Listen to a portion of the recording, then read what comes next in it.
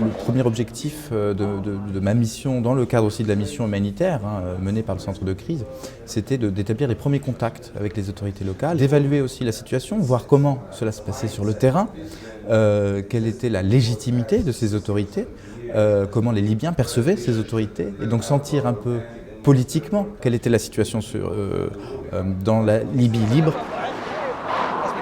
Il y a deux choses qui m'ont marqué en fait à mon arrivée.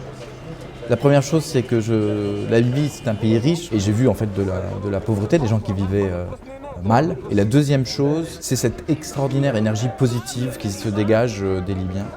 Les gens, on sent que les gens sont libres, ils sont libérés d'un poids qui a duré 42 ans. Personne n'a tenu le discours de la partition du pays ou de la guerre civile, personne.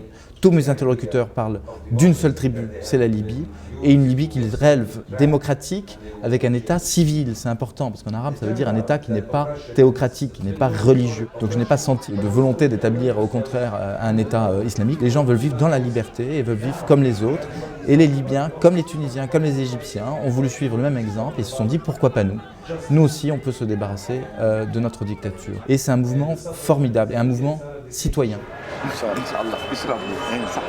C'est sûr que la France est en pointe au sein de la communauté internationale de ce soutien au peuple libyen. Ce qui est très important aussi, je pense, dans le cadre de cette mission, c'est de montrer à quel point la diplomatie peut être aussi une diplomatie de terrain.